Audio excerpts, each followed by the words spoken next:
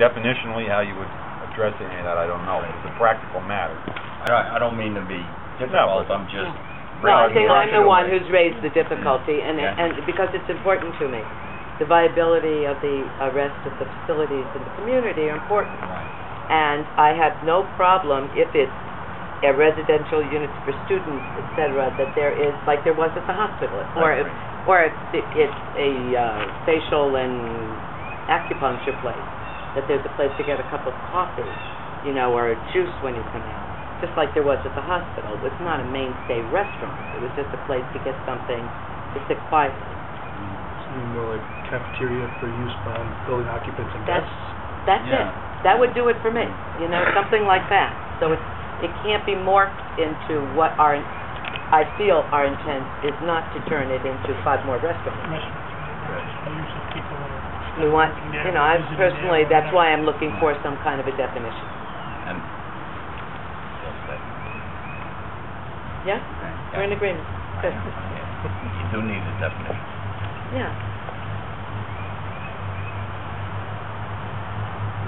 Yeah, and I think that's your first point about the parking. I think it's maybe there may be more parking in this day and age.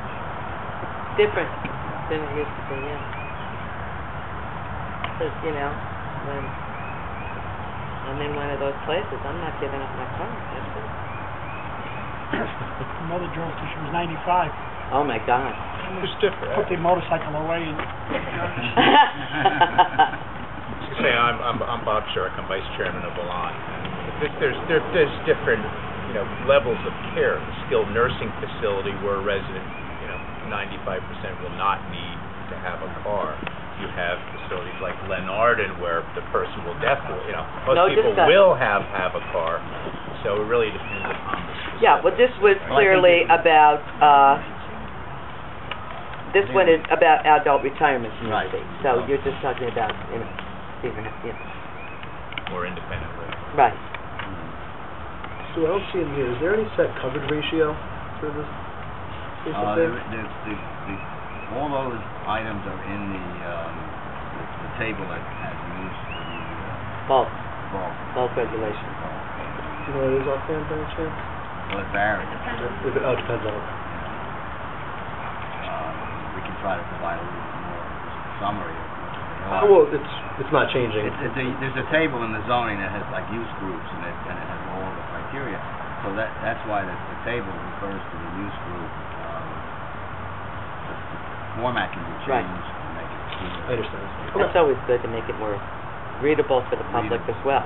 I've never been a fan of the approach of the use groups without because explanation. Then you have to go look and it's deliberately unclear. But what you have then is, this is the way the code is set up and everything else is set up. Doesn't mean we can't change it, but it means a lot more.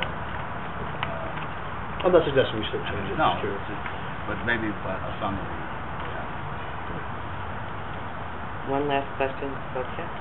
We had, do you remember when we did you might not remember it, when we did the industrial park over here originally, and Zuckerman was building, and it was called for a very large parking lot, but there was not necessity for that yet because they weren't building all of it yet. I mean, you're not allowed to divide it up into pieces. You'd have to look at the cumulative impact but they kept it green until they needed the second half of the parking. Well, they never did. So it remained green. Is there a way that we can keep that concept alive so that we don't become a parking lot unnecessarily until it's needed by code? And number 2, in the parking lot areas, have we put in better than we had before a green aspect and lighting? We haven't done the latter. I mean, we haven't suggested any additions there. What we've done. It's minimal. That's really minimal to look at. Yeah. But it can be modified. Okay. But the first part, that becomes, and we can make sure the language is in there, but that usually becomes a matter for the planning board in their review. They could have flexibility and say you only have to put in X amount of places because there's a demand and that. And you could put in zoning some kind of trigger, which not always easy, or trigger mechanism, and that could go into a resolution of the site. Or leave it up to the planning board Yeah, with yeah. a note. Yeah. Okay, that's all I have. That was it for me. Any more questions for Stu? Sure. We're gonna, let me just preface that, like, this is a meeting, normally at work session, we don't have the public speak. We suspend those rules for tonight, so if the public wants to speak on the issue.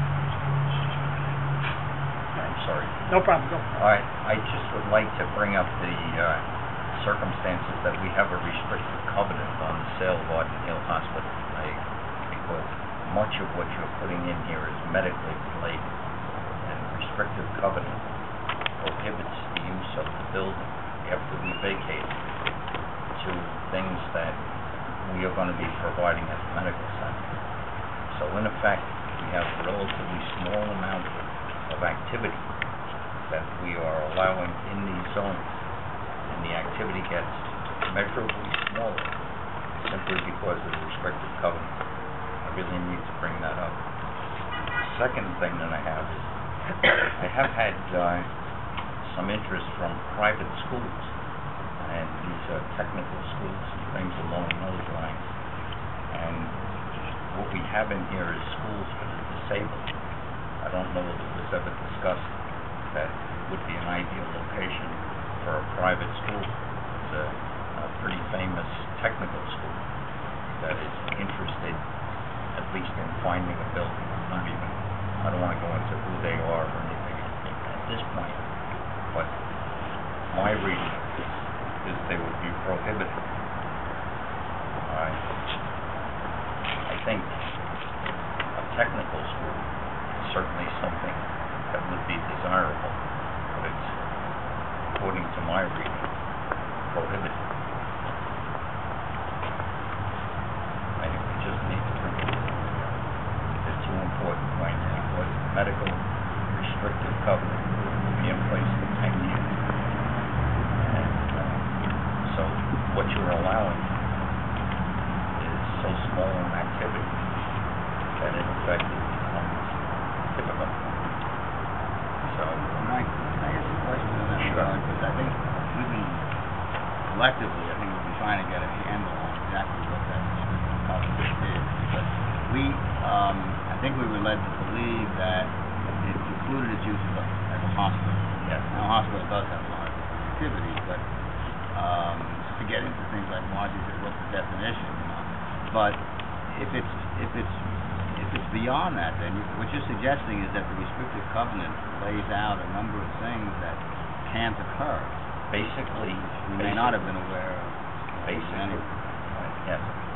Basically, services that are offered by the new Orange Regional Medical Center.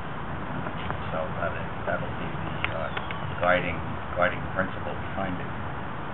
Can I ask you a question? Sure. How can they do that when you have Crystal Run sitting next to the new medical center? I can understand them saying, you know what, we'll live with it. Personally, I understand no hospital. That's all that I can say. Well, No. I think a hospital is a greater group of activities than most people think about it. And, in other words, there's a lot of believe me, I don't know all the services that are being offered, but it is. I appreciate what their covenant is trying to do. Okay. That's all that I can say. And all I can tell you is there is a restrictive covenant, and to the extent that that is taken into consideration, I think it's important. Could you forward to us that covenant? Yeah, but I can also tell you that basically it's if the new medical center is providing those types of services that we would not allow. I think Sue would need to see the actual language of the covenant. Yeah, I to see mean, what the if restrictive. we're going to put this up Happy to in get it for public you, here I'm sorry. eventually, we can't talk in basics. I mean, Yeah, we have to yeah. talk in specifics. I understand. Well, that's the reason I wanted to come here tonight, Good. just to bring these things up. Now, what if you have a covenant, and maybe this is a legal question, I'm not sure. If you have a covenant, somebody buys it and flips it, as we've seen done throughout the county. how are they gonna be bound by that initial covenant? It runs with the land. Runs with the land? Yeah. And it's for 10 years? For 10 years. 10 years, from the date that we vacate the hospital. This covenant is with who? It's with the